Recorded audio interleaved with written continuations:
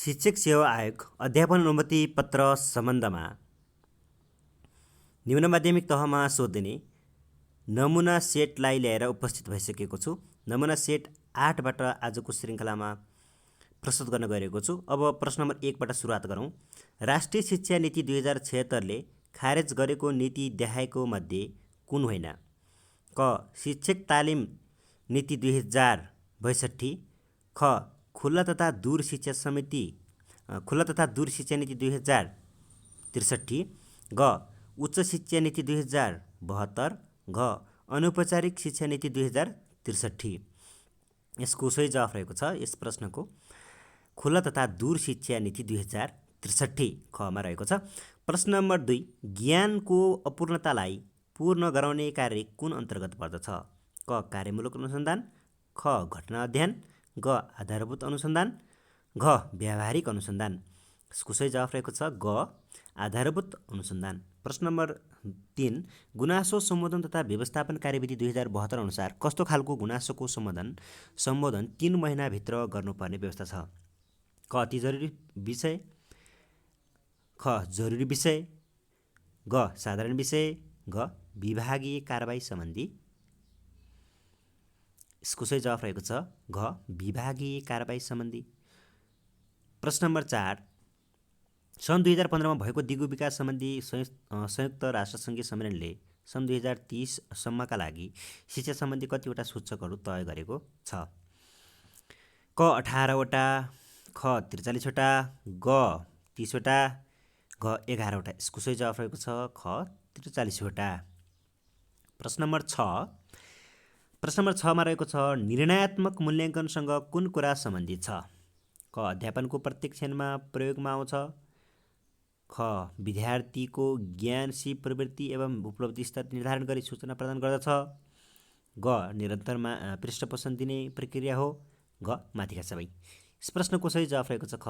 विद्यार्थीको ज्ञान सिप प्रवृत्ति एवं उपलब्धिको स्तर निर्धारण गरी सूचना प्रदान गर्दछ। प्रश्न नम्बर 7 तर्फ प्रवेश गरौँ। प्रेजेन्टेसन बनाउन तलका मध्ये कुन प्रोग्रामको प्रयोग गर्न सकिन्छ? क.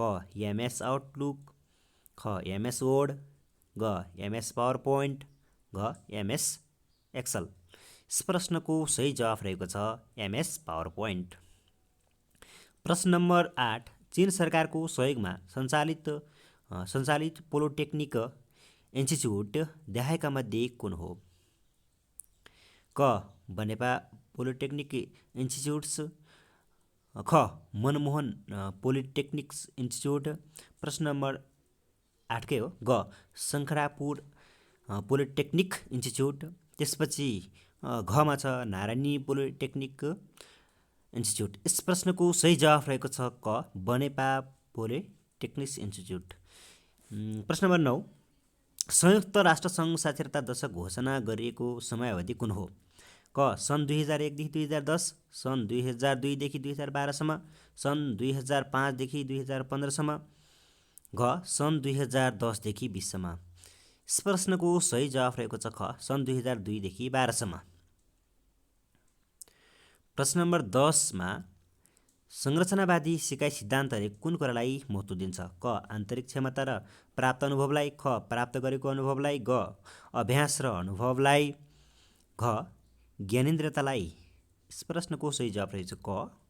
यसको आन्तरिक क्षमता र प्राप्त अनुभवलाई। प्रश्न नम्बर 11, नेपालको संविधान 2072मा कतिवटा मौलिक हकको व्यवस्था गरिएको छ? क. 31वटा, ख.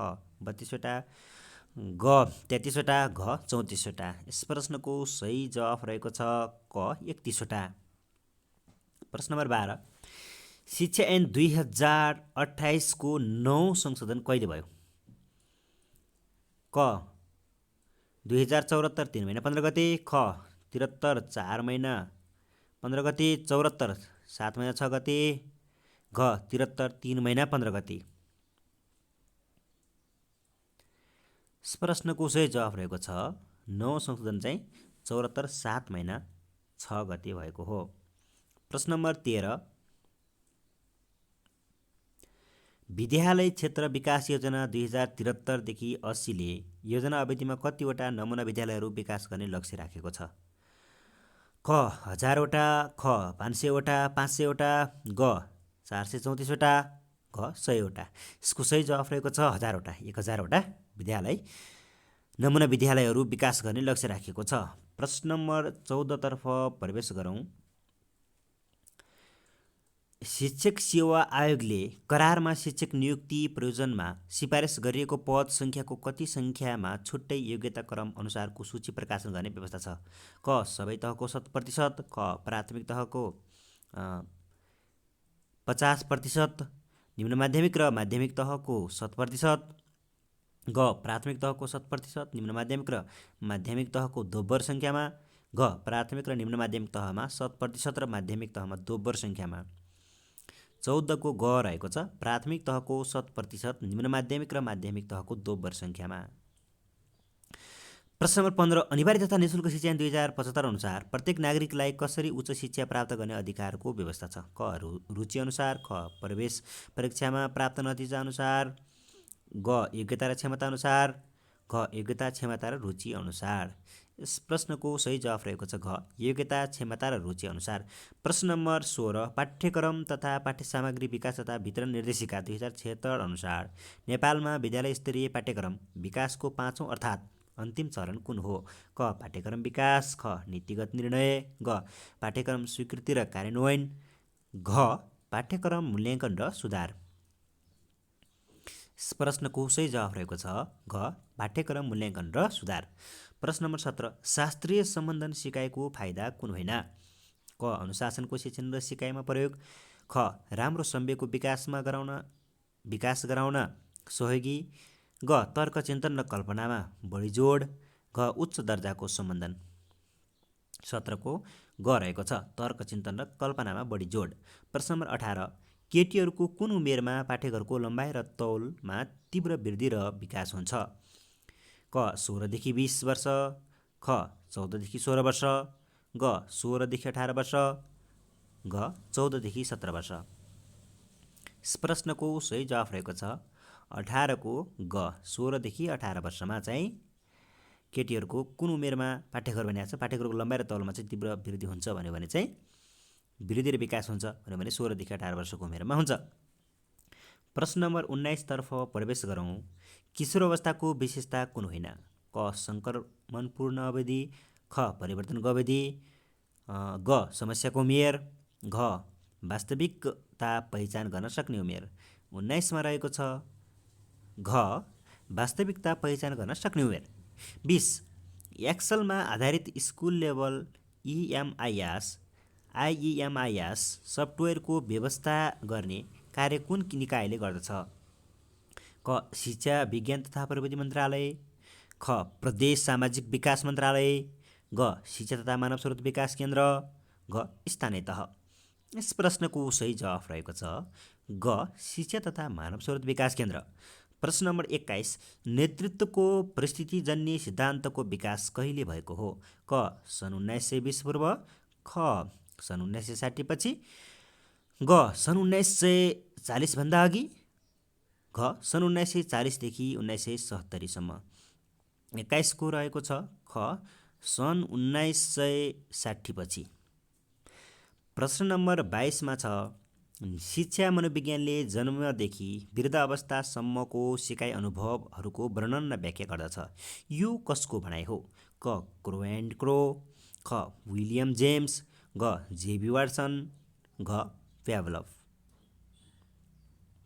यस प्रश्नको सही जवाफ रहेको छ क क्रो एन्ड क्रो। प्रश्न नम्बर 23 मा रहेको छ निम्नमध्ये कुन जन्मजात प्रेरक तत्त्व हो? क जीवनको लक्ष्य, ख आत्मसम्मान, ग सहानुभूति, घ क्रोध। यसको सही जवाफ रहेको छ घ क्रोध। प्रश्न नम्बर 24 निम्नमध्ये कुन सिकाइको प्रकृति होइन? क निश्चित उमेरमा देखा पर्ने, ख उद्देश्यपूर्ण, ग निरन्तर, घ बौद्धिक प्रक्रिया। यस प्रश्नको सही जवाफ रहेको छ क निश्चित उमेरमा देखा पर्ने। प्रश्न नम्बर 25 मा छ शास्त्रीय सम्बन्ध सिकाइ सिद्धान्तको शिक्षण वा सिकाइमा दृढमा प्रयोग गरिन्छ। क राम्रा व्यवहार निर्माणमा, ख नराम्रा बानी हटाउनमा, ग सिकाइ प्रक्रियामा, घ माथिका सबै। 25 को रहेको छ माथिका सबै। अथवा राम्रा व्यवहार निर्माणमा, नराम्रा बानी हटाउनमा, सिकाइ प्रक्रियामा प्रयोग गरिन्छ। प्रश्न नम्बर 26, बेन्जामिन एस ब्लुमका अनुसार प्रभावी क्षेत्रको दोस्रो तहको सिकाइ कुन हो? क. मूल्य निर्धारण, ख. सङ्गठन गर्नु, ग. प्रतिक्रिया दिनु, घ. प्राप्त गर्नु। यसको सही जवाफ रहेको छ 26 को ग. प्रतिक्रिया दिनु। प्रतिक्रिया दिनु। प्रश्न नम्बर 27, वर्तमान पाठ्यक्रम संरचना अनुसार माध्यमिक तह कक्षा 9-10मा देखाएका मध्ये कुन विषयमा वार्षिक 128 कार्य घण्टा पढाइ हुने व्यवस्था छ? क. अङ्ग्रेजी, ख. गणित, ग. विज्ञान तथा प्रविधि, घ. सामाजिक। यस प्रश्नको सही जवाफ रहेको छ 27मा घ. सामाजिकमा। प्रश्न नम्बर 28 तर्फ प्रवेश गरौँ। तलका मध्ये कुन पक्ष दैनिक पाठ्ययोजनाको प्रमुख पक्ष अन्तर्गत पर्दैन? क. विशिष्ट उद्देश्य, ख. शिक्षण सामग्री, ग. पूर्व पाठसँग सम्बन्धित प्रश्नहरू, घ. शिक्षण सिकाइ क्रियाकलाप। यस प्रश्नको सही जवाफ रहेको छ 28 को ग. पूर्व पाठसँग सम्बन्धित प्रश्नहरू चाहिँ पर्दैन। प्रश्न नम्बर 29मा छ प्रत्यक्ष र प्राथमिक अनुभव तथा जानकारी प्रदान गरी सिकाइ विस्तार गर्न कुन विधि बढी उपयोगी हुन्छ? क. प्रदर्शन विधि, ख. समस्या समाधान विधि, ग. खोज विधि, घ. क्षेत्र भ्रमण विधि। यस प्रश्नको सही जवाफ रहेको छ घ. क्षेत्र भ्रमण विधि। प्रश्न नम्बर 30, मूल्याङ्कन भनेको के हो? क. बौद्धिक स्तर निर्धारण, ख. क्षमता निर्धारण, ग. योग्यता निर्धारण, घ. मापन। यस प्रश्नको सही जवाफ रहेको छ ग. योग्यता निर्धारण। प्रश्न नम्बर 31, शिक्षकले कक्षा कोठा व्यवस्थापन प्रक्रियालाई सकेसम्म डर बनाउनुपर्छ। क. सरल, ख. जटिल, ग. पारदर्शी, घ. जवाफदेही। यस प्रश्नको सही जवाफ रहेको छ क. सरल। प्रश्न नम्बर 32मा छ शिक्षक तालिमका लागि हाल डरवटा शिक्षा तालिम केन्द्रहरू रहेका छन्। क. 34वटा, ख. 29वटा, ग. 9वटा, घ. 7वटा। यस प्रश्नको सही जवाफ रहेको छ घ. 7वटा। प्रश्न नम्बर 33 तर्फ प्रवेश गरौँ। आधारभूत शिक्षा पाठ्यक्रम कक्षा 6 देखि 8मा 2077ले आन्तरिक मूल्याङ्कनतर्फ प्रयोगात्मक परियोजना कार्य पक्षका लागि कति भार छुट्याएको छ? क. 36, ख. 10, ग. 4, घ. 20। यस प्रश्नको सही जवाफ रहेको छ क. 36। प्रश्न नम्बर 34मा छ एकजना शिक्षकले कक्षा 6 देखि 8सम्म गणित विषय अध्यापन गर्ने जिम्मेवारी प्राप्त गरेका छन्। यो देखाएका मध्ये कुन शैक्षणिक सङ्गठन हो? क. कक्षा शिक्षण, ख. विषय शिक्षण, ग. बहुकक्षा शिक्षण, र घ. मिश्रित शिक्षण। यस प्रश्नको सही जवाफ रहेको छ 34 को ख. विषय शिक्षण। प्रश्न नम्बर 35, शिक्षक सक्षमताको प्रारूप 2072 अनुसार शिक्षकको सक्षमता नम्बर 5 कुन पक्षसँग सम्बन्धित छ? क. सञ्चार तथा सहकार्य, ख. सिकाइरो सम्बन्धी ज्ञान, ग. सिकाइ वातावरण तथा कक्षा व्यवस्थापन, घ. निरन्तर सिकाइ र पेशागत विकास। 35 को सही उत्तर रहेको छ क. सञ्चार तथा सहकार्य। प्रश्न नम्बर 36मा रहेको छ शिक्षकको पहिलो सुपर्यवेक्षकको रूपमा कार्य सम्पादन मूल्याङ्कन गर्ने कार्य कसले गर्दछ? क. स्थानीय तहको शिक्षा प्रमुख, ख. इकाइ प्रमुख, ग. प्रधानाध्यापक, घ. विद्यालय व्यवस्थापन समितिको अध्यक्ष। यस प्रश्नको सही जवाफ रहेको छ घ. प्रधानाध्यापक। प्रश्न नम्बर 37 तर्फ प्रवेश गरौँ। शिक्षकको पेशागत विकास प्रारूप 2072 अनुसारको प्रमाणीकरण शिक्षक तालिम कुन आर्थिक वर्षदेखि सञ्चालनमा ल्याइयो? क. आर्थिक वर्ष 72-73 देखि, ख. आर्थिक वर्ष 2073-74 देखि, ग. आर्थिक वर्ष 2074-75 देखि, घ. आर्थिक वर्ष 2066-67 देखि। 37 को रहेको छ ख. आर्थिक वर्ष 2073-74 देखि। प्रश्न नम्बर 38, ह्युरिस्टिक विधि देखाएका मध्ये कुन विषयको शिक्षणका लागि बढी उपयोगी हुन्छ? क. विज्ञान, ख. सामाजिक, ग. शारीरिक, घ. भाषा। यस प्रश्नको सही जवाफ रहेको छ क. विज्ञान। प्रश्न नम्बर 39, शिक्षा नियमावली कहिले जारी भएको हो? क. 2059 2 महिना 16 गते, ख. 2059 3 महिना 16 गते, ग. 2059 4 महिना 16 गते, घ 2059 1 महिना 16 गते। यस प्रश्नको सही जवाफ रहेको छ क 2059 2 महिना 16 गते। प्रश्न नम्बर 40, नेपालमा विद्यालय शिक्षामा सूचना तथा सञ्चार प्रविधिको प्रयोगलाई व्यवस्थित बनाउन मुख्यतया के गर्नु आवश्यक छ?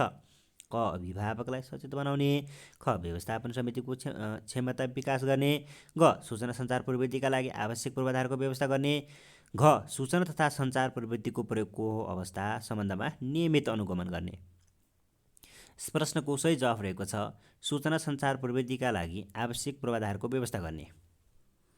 प्रश्न नम्बर 40 मा रहेको छ बालबालिकाको पूर्ण सहभागितामा सञ्चालन हुने शिक्षा कुन हो? क विशेष शिक्षा, ख आधारभूत शिक्षा, ग अनौपचारिक शिक्षा, घ समावेशी शिक्षा। यस प्रश्नको सही जवाफ रहेको छ घ समावेशी शिक्षा। प्रश्न नम्बर 42 तर्फ प्रवेश गरौँ। बालमैत्री विद्यालय राष्ट्रिय पाठ्यक्रम प्रारूप 2067 को प्रमुख उद्देश्य कुन हो? क शैक्षिक पहुँच अभिवृद्धि गर्नु, ख बालमैत्री शिक्षण सिकाइको वातावरण तयार गर्नु, ग विद्यालयहरूलाई बालमैत्री विद्यालयमा रूपान्तरण गर्नु, घ शिक्षाका प्रतिबद्धता पुरा गराउनु।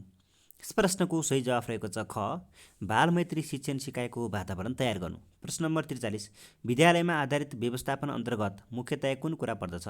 क विद्यालय सुधार योजना, ख वार्षिक कार्यतालिका, ग वार्षिक शैक्षणिक योजना, घ समय तालिका। यस प्रश्नको सही जवाफ रहेको छ क विद्यालय सुधार योजना।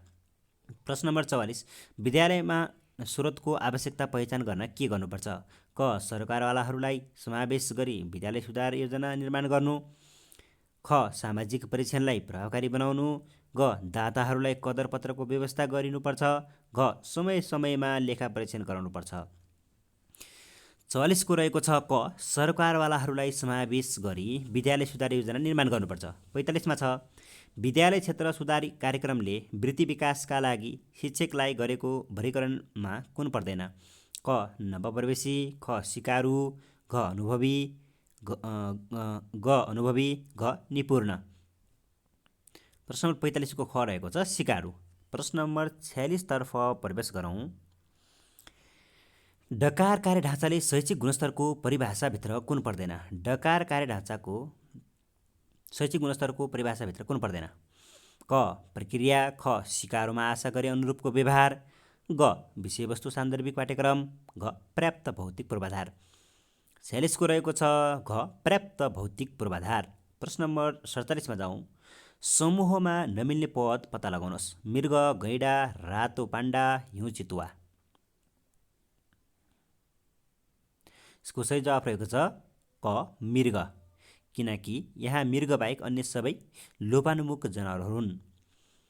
प्रश्न नम्बर 48 मा जाउँ। तल दिएका विकल्पहरूबाट जोडी पुरा गर्नुहोस् भनेको छ। 28:23सँग चाहिँ कति छ? 8 छ र 25सँग चाहिँ कति हुन्छ भन्ने कुरा अब जस्तो कमा छ 48, खमा 32 र गमा 64 छ, घमा 55 छ। यस प्रश्नको सही जवाफ हुन्छ 48 मा ख 32 हुन्छ। जस्तो 28 जस्तो कसरी भन्दाखेरि 2 को क्युब कति हुन्छ? 2 को क्युब भनेको 8 भयो। अनि त्यस्तै गरेर 2 को क्युब 8 हुन्छ। त्यस्तै गरेर 2 को जस्तो 2 को 5 जस्तो 2 लाई चाहिँ हैन इस्टु 5 गर्ने भने चाहिँ कति हुन्छ? 32 हुन्छ। हो त्यसरी नै यसको एन्सर कति हुने भयो त? 32 हुने भयो। त्यस्तै 49 मा जाउँ। तर दिएको विकल्पहरू जोडी पुरा गर्नुहोस् भनेको छ। डरको धम्की भए जस्तै है, डरको धम्की भए जस्तै क्रोधको के हुन्छ? जस्तो क विवशता, ख आतंक, ग आवेश, घ बल। यस प्रश्नको सही जवाफ हुन्छ ग आवेश। प्रश्न नम्बर 50। उपयुक्त विकल्प छनौट गरी श्रेणी पुरा गर्नुहोस्। 2, 3, 6 अनि 15 123 वाट हैन? त्यसो भए 47 छ कमा, खमा 42 छ, गमा 45 छ, घमा 50 छ। यस कारणले यसको सही जवाफ हुन्छ ख 42।